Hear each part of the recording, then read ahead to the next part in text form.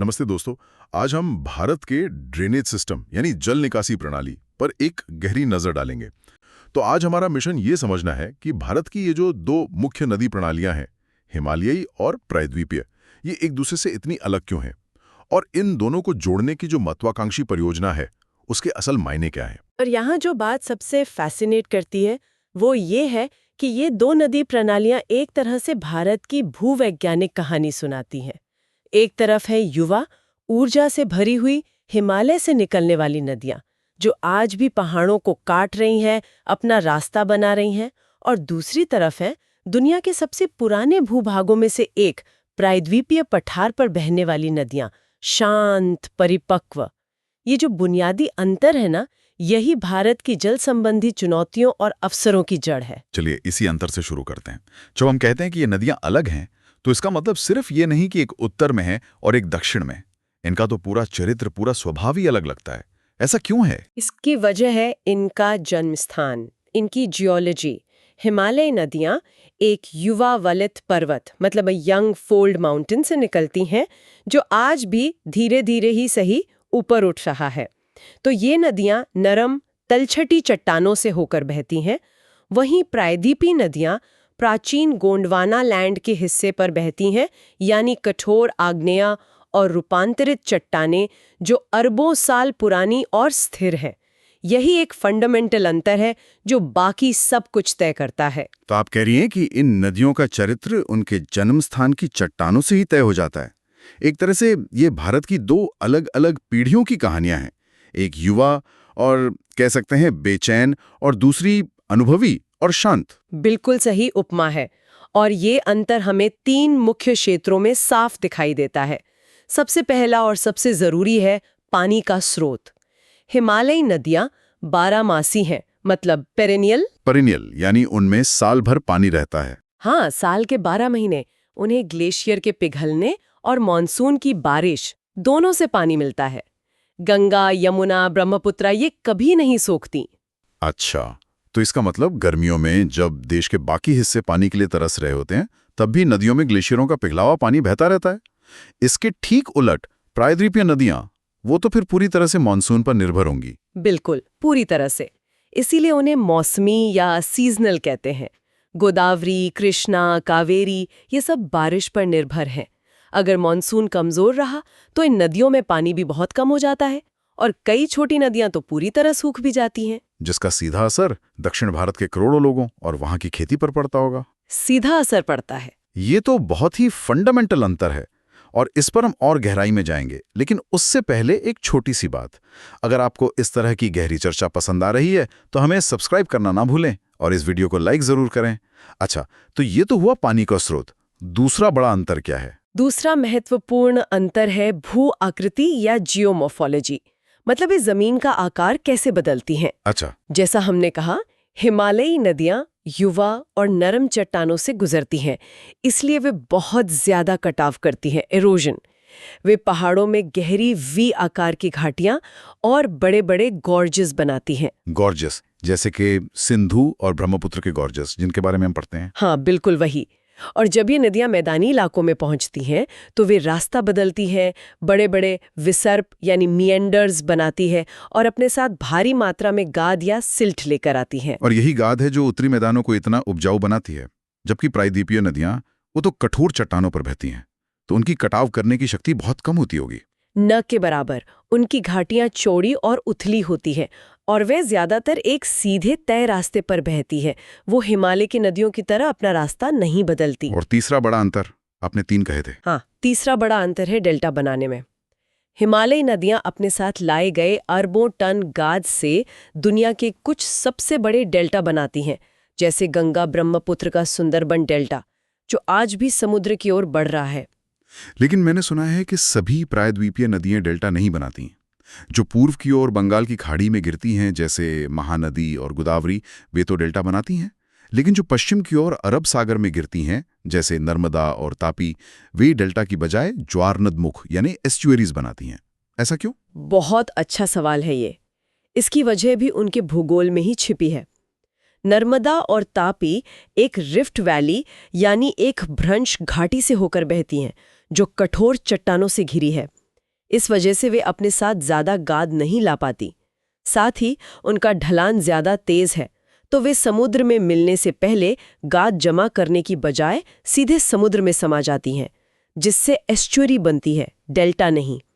ये उनके अलग भूगोल का एक शानदार उदाहरण है। तो ये तो साफ हो गया कि ये दोनों नदी प्रणालियां भौगोलिक रूप से बिल्कुल अलग हैं। लेकिन इसका आम आदमी की जिंदगी और देश की अर्थव्यवस्था पर क्या असर पड़ता है?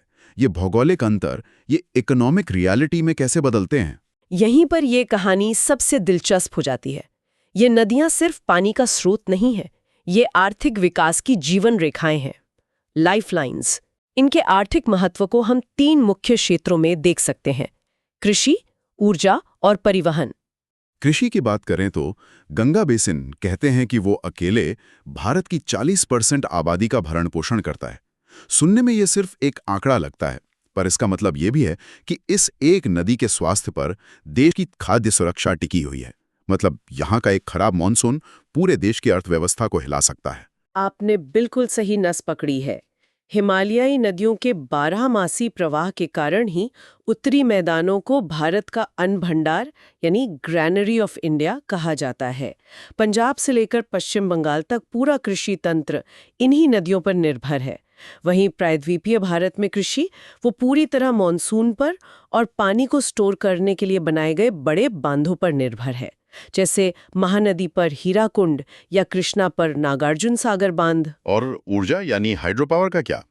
यहाँ तो हिमालयी नदियों को एक बहुत बड़ा एडवांटेज मिलता होगा ना, है ना, उनकी ऊंचाई की वजह से। निश्चित रूप से। जब ये नदियां हजारों मीटर की ऊंचाई से तेजी से नीचे उतरती हैं, तो उनमें अपार ऊर्जा होती है। इसी ऊर्जा का उपयोग कर भाखड़ा और टिहरी जैसे विशाल बांध बिजली बनाते हैं। हिमालय में भारत की जल विद्युत क्षमता का एक बहुत बड़ा हिस्सा छिपा है, जिसका अभी भी पूरा उपयोग नहीं हुआ है। प्रायद्वीपीय नदियों में यह क्षमता बहुत सीमित है, क्योंकि वे ज्यादातर समतल पठारों पर बहती हैं, ढलान ज्यादा नहीं है। और तीसरा क्षेत्र आपने बताया परिवहन यानी इनलैंड वाटरवेज। सड़क और रेल के मुकाबले ये तो बहुत सस्ता और पर्यावरण के लिए भी बेहतर माना जाता है। हाँ, और शायद ये सबसे कम उपयोग किया गया क्षेत्र है। 1 लीटर ईंधन से पानी में जितना सामान ले जाया जा सकता है, उतना सड़क या रेल में कभी नहीं ले जा सकते। सरकार अब इस पर काफी ध्यान दे रही है। नेशनल वाटरवे 1 जो गंगा पर है और नेशनल वाटरवे 2 जो ब्रह्मपुत्र पर है, ये इसके प्रमुख उदाहरण हैं। मैंने प्रोजेक्ट अर्थ गंगा के बारे में पढ़ा है। सरकार का ये जो प्रोजेक्ट है, ये तो गंगा को सिर्फ एक जलमार्ग नहीं बल्कि एक आर्थिक गलियारे, एक इकोनॉमिक कॉरिडोर के रूप में विकसित करने पर केंद्रित है। लेकिन क्या ये सिर्फ बड़े जहाजों और सामान ढोने के बारे में है या इसका कोई बड़ा विजन है? नहीं, इसका विजन बड़ा है। इसका लक्ष्य है नदी के किनारे रहने वाले स्थानीय समुदायों को आर्थिक गतिविधियों से जोड़ना। इसमें छोटे किसानों को अपने उत्पाद मतलब सब्जियां, फल सीधे बाजार तक पहुंचाने के लिए जेटी बनाना, नदी किनारे पर्यटन को बढ़ावा देना और स्थानीय हस्तशिल्प को बाजार उपलब्ध कराना शामिल है। विचार ये है कि नदी का विकास तभी टिकाऊ होगा जब उससे जुड़े लोगों का विकास होगा। तो एक तरफ हमारे पास हिमालयी नदियां हैं जिनमें पानी इतना ज्यादा है कि अक्सर बाढ़ आ जाती है, और दूसरी तरफ प्रायद्वीपीय नदियां जो गर्मियों में सूखने लगती हैं। कोई भी सोचेगा कि क्यों ना हम पानी को एक जगह से दूसरी जगह ले जाएं। क्या इस विशाल आइडिया पर कभी गंभीरता से सोचा गया है? हाँ, और बहुत गंभीरता से। इसी सोच का नाम है the national perspective plan for interlinking of reverse, यानी नदी जोड़ो परियोजना। इसकी मूल वजह यही पानी का असमान वितरण है। एक अजीब विरोधाभास है कि मानसून के दौरान गंगा और ब्रह्मपुत्र बेसिन में बाढ़ आती है, करोड़ों का नुकसान होता है, और ठीक उसी समय देश के पश्चिमी और दक्षिणी हिस्से जैसे कि बुंदेलखंड, विदर्भ और तमिलनाडु के कुछ इलाके सूखे से जूझ रहे होते हैं। तो लक्ष्य है सरप्लस पानी को कम पानी वाले इलाकों में भेजना। ये तो सुनने में बहुत तार्किक लगता है। नेशनल वाटर डेवलपमेंट एजेंसी ने इसके तहत 30 लिंकों की पहचान भी की है ना? बिल्कुल। 14 लिंक हिमालयी नदियों को जोड़ने के लिए और 16 प्रायद्वीपीय नदियों को जोड़ने के लिए। ये एक बहुत ही महत्वाकांक्षी योजना है। इस पे क्या कुछ काम शुरू हुआ है? मतलब जमीन पर कुछ हो रहा है? हाँ, इस योजना के तहत पहली परियोजना जिस पर काम चल रहा है वो है Ken Betwa link project, KBLP। Ken Betwa, इसका नाम तो सालों से मीडिया में सुन रहे हैं। आखिर ये प्रोजेक्ट है क्या और क्यों ये इतना अहम माना जा रहा है? इसे ही पहले क्यों चुना गया? केन बेतवा लिंक इस विशाल योजना की पहली और सबसे महत्वपूर्ण कड़ी है। यह परियोजना मध्य प्रदेश की केन नदी से सरप्लस पानी को उत्तर प्रदेश की बेतवा नदी में ट्रांसफर करेगी। इसका मुख्य उद्देश्य बुंदेलखंड के सूखाग्रस्त क्षेत्र को पानी उपलब्ध कराना है, जो इन दोनों राज्यों में फैला हुआ है। इस प्रोजेक्ट में एक बड़ा दौधन बांध और लगभग 221 किलोमीटर लंबी नहर का निर्माण शामिल है। अगर ये सफल होता है तो यह बुंदेलखंड के लिए एक गेम चेंजर हो सकता है। एक मिनट, ये तो सुनने में बहुत सीधा और सरल लगता है। यहाँ से पानी उठाया और वहां डाल दिया। अगर इतना ही अच्छा आइडिया तो आजादी के बाद से इस पर सिर्फ बातें ही क्यों हो रही थी? असली अड़चन कहाँ है? पैसा, राजनीति या कुछ और? आपने सही सवाल पूछा है। इसके पीछे की चुनौतियां इसके आकार जितनी ही विशाल है। और ये चुनौतियां सिर्फ इंजीनियरिंग या पैसे की नहीं है। सबसे बड़ी चिंता है इसका पर्यावरणीय प्रभाव, एनवायरमेंटल इम्पैक्ट। किस तरह का प्रभाव? देखिए, बड़े पैमाने पर वनों की कटाई होगी। हजारों हेक्टेयर जमीन बांधों और नहरों के नीचे हमेशा के लिए डूब जाएगी। मिसाल के तौर पर केन बेतवा लिंक का एक बड़ा हिस्सा पन्ना टाइगर रिजर्व के कोर एरिया से होकर गुजरता है। कोर एरिया मतलब बाघों के प्रजनन क्षेत्र से? हाँ बिल्कुल। विशेषज्ञों का मानना है कि नहर का निर्माण उनके प्राकृतिक गलियारों को हमेशा के लिए काट देगा। इससे बाघों की आबादी छोटे छोटे हिस्सों में बढ़ जाएगी और उनके अस्तित्व पर संकट आ सकता है। ये सिर्फ जंगल का एक टुकड़ा नहीं है, ये एक पूरा इकोसिस्टम है जिसकी हम बात कर रहे हैं। और लोगों पर क्या असर पड़ेगा? विस्थापन तो होता ही होगा ऐसे प्रोजेक्ट्स में। सामाजिक आर्थिक लागत क्या होगी? वो दूसरी बड़ी चुनौती है। इन परियोजनाओं के कारण लाखों लोगों का विस्थापन होगा।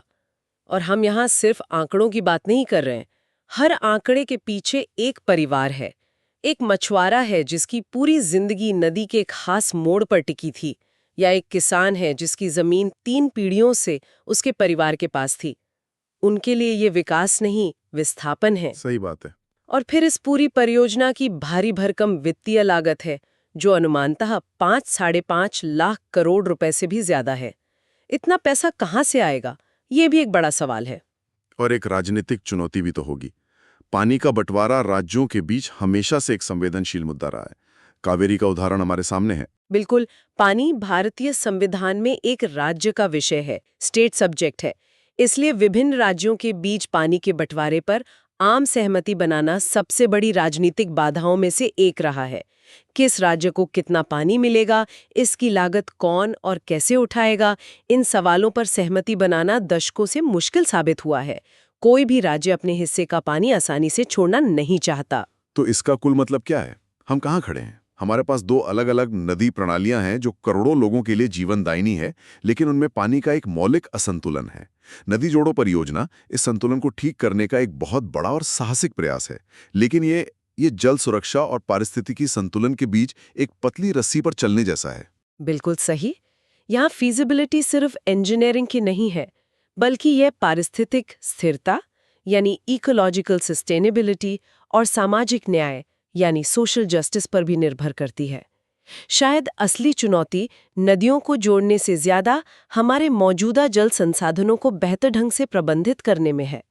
चाहे वो वर्षा जल संचयन हो, मतलब रेन वाटर हार्वेस्टिंग, या भूजल का रिचार्ज हो, या फिर सिंचाई के लिए ड्रिप इरिगेशन जैसे कुशल तरीके अपनाना हो। हमारे श्रोता के लिए एक अंतिम विचार छोड़ जाते हैं।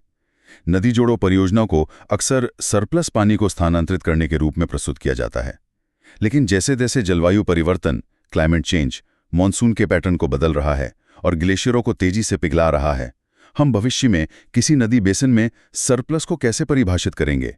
क्या आज का सरप्लस कल का घाटा हो सकता है? और क्या हम एक ऐसी समस्या का इंजीनियरिंग समाधान बना रहे हैं जो खुद बहुत तेजी से बदल रही है? Thank you for watching. इस तरह की वीडियो के लिए हमारे साथ जुड़े रहें।